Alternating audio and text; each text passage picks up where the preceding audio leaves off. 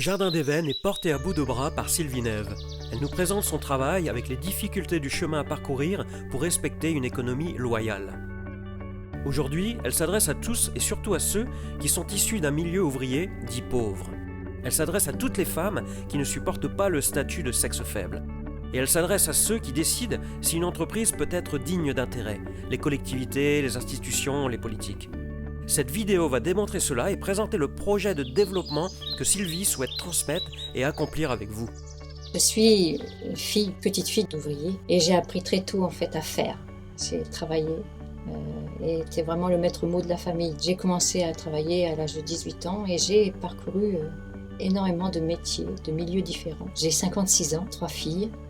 Je suis divorcée. Vivre seule, célibataire, avec 3 enfants à charge, c'était très compliqué. D'un milieu autre que celui dans lequel je vis actuellement. Donc tout ça, ça fait une paire de casseroles, on dirait une batterie de cuisine.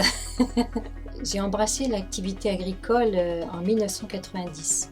J'ai repris une exploitation en 2001 et j'ai perdu cette exploitation suite à un divorce. Il me restait uniquement les 36 hectares, puisque je suis fermière, sans électricité, sans eau, sans bêtes, sans bâtiment. Donc je me suis mis tout de suite sur une autre activité pour ne rien perdre de ce que je connais de la paysannerie. Et j'ai construit ce projet Jardin d'Évennes immédiatement.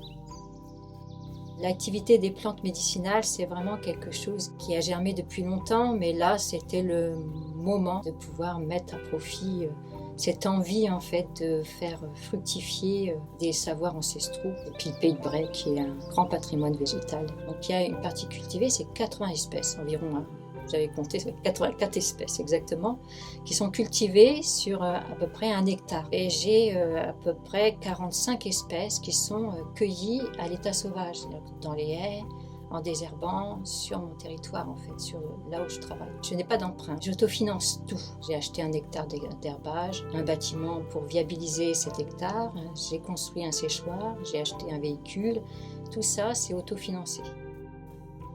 Le travail de Sylvie est reconnu, mais le souci, c'est qu'elle manque de place. Aujourd'hui, c'est éparpillé dans plein de petites pièces, dans des endroits que je loue. Pas du tout les conditions de travail pour pouvoir évoluer et faire grandir mon activité. Et j'ai besoin de tout mettre sur le même plan. Donc j'ai besoin d'un bâtiment pour pouvoir continuer et faire évoluer cette activité. Effectivement, 9 petites pièces pour travailler, ce n'est pas l'idéal. Comme vous avez pu le constater, vous avez déjà 4 pièces réparties sur 3 étages. Un labo cosmétique, un labo vinaigre, un labo stockage et colissage et un premier séchoir. Nous sommes donc à Saint-Germain où se trouve également la boutique, un labo sec en sachage des tisanes, un labo distillerie et une petite serre de multiplication. Puis il faut partir à 4 km de là à Corbeval pour trouver le deuxième séchoir où se trouvent également les jardins. Et pourtant Sylvie écoule toute sa production par divers réseaux, les AMAP, Internet, vente à distance, les marchés et une boutique à Saint-Germain-de-Fly.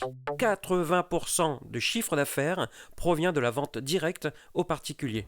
Pourtant, Sylvie pourrait faire encore mieux, et donc Jardin d'Évennes pourrait élargir son champ d'action, élargir ses compétences. Oui, il me manque beaucoup de moyens. Moi, j'ai 2 bras, 2 mains, 2 pieds. J'ai pas assez pour apporter à la demande. Et oui, Jardin d'Évennes a de la demande, encore plus de demandes, mais l'activité est freinée par manque de temps, manque de moyens humains. Jardin d'Évennes a besoin d'un lieu pour regrouper ses activités, organiser et se développer avec d'autres. Ça fait 3 ans que je travaille dessus. Il me faut un bâtiment. Tous les plans sont faits. J'ai l'accord de la communauté de communes, le permis de construire, les assainissements. Ce projet de bâtiment tient sur une surface qui a été achetée, autofinancée par ma production, viabilisée, qui couvre 1 hectare, mais les hectares de production, là j'ai de quoi faire puisque je dispose de 36 hectares de fermage. Donc les acteurs sont en demande. Les murs abriteront aussi de la main-d'œuvre et des partenaires pour des projets ultérieurs. Tout est prêt, il n'y a plus qu'à. L'enjeu est d'éliminer les 9 lieux éparpillés aux conditions de travail non adaptées pour un bâtiment qui regrouperait toutes les activités de Sylvie, mais aussi de nouveaux porteurs de projets animés par une nouvelle économie loyale et créative. Sylvie a besoin d'argent pour aider au financement de ce bâtiment sur son lieu de production. Qu'il s'agisse de subventions, de dons, de mécénat ou de cadeaux, Sylvie a besoin encore une fois de soutien technique pour engager un futur collectif. À tous, nous construisons l'avenir que nous voulons. Pour un premier contact, adressez un courriel à Sylvie Neve.